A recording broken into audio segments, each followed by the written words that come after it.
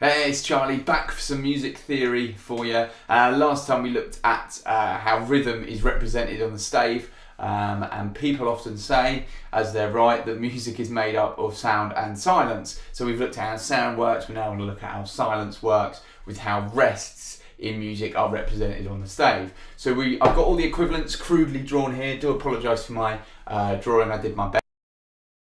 What we have here is your musical stave. So we have the 5 lines, a badly drawn treble clef, and I've represented each of the rests that correspond with all the notes we've learnt so far. So we've got the semi-breve rest, if you just about read that, and that hangs down normally from the 4th line on the stave. So it hangs downwards. You can see that that's kind of, hopefully you can see that's hanging off there. You then have the minim rest, which hangs up normally from the 3rd line of the stave. So that's how you distinguish the two. It's just a bar, kind of lightly coloured in, black bar like that, and it represents, depending whether it's going down is a semi-breve, up is a minim. Okay, so that will represent a 4-beat rest, that will represent a 2-beat rest. You then have the crotchet rest, okay, which is a bit more of a squiggle.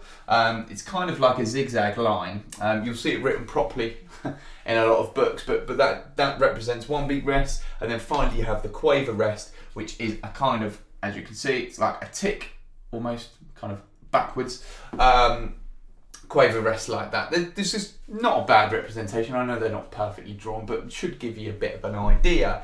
So that's how rests are represented. We're then going to put it in practice. Now what I have here is a bar of 4/4. Okay, now 4/4, we haven't got into time signatures yet. All we're going to worry about for the minute is that 4/4 means that there are 4 beats in a bar. Okay, 4 crotchet beats for us, but 4 beats in a bar. And look at a few ways that you could represent that with rest. You could obviously just do a big fat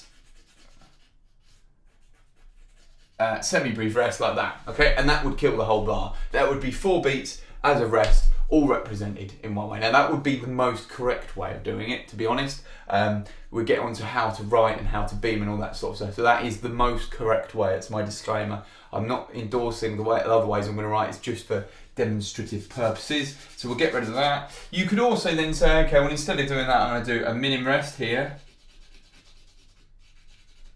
Okay, and then I'm going to have 2 crotchet rests. So you have one like that and one like that. That's going to last for 2 because it's a minim rest. They're going to last for 1 and 1. That equals 4. They've always got to equal 4. Okay, so that's another way of doing it. It'll take me a while to rub out. So those are a couple of ways of doing it. You could also just repair the stave.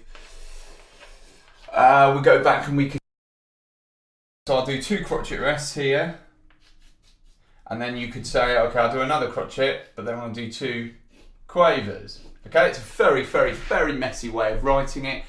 You obviously wouldn't write it like that in practice, but the idea is that you understand it and you can see that each beat is kind of represented. You've got 1 beat rest, 2 beat, 3 beat, and 4 are all accounted for, okay? So a lot of what you'll do in kind of theory papers and things like that is they'll ask you to fill in the rests in the stave. So you've got to find out what's missing. So it's all to do with values and it's all to do with how many of this and how many of that. So we've learned all the rests and we've learned a clumsy way to kind of put them together. Just so I'm clear, the best way of doing this, the only way really of writing a 4-bar rest really is to just put the semi-breve rest in, because it's the clearest. You're all about making it clear. God, that's not clear for whoever's reading it, so they look at the bar and instantly they know that's 4 beats rest. They don't have to read through crotchet, quaver, or whatever. Okay, so it's all about making things clear. That's what music theory should, and reading music should be about, really.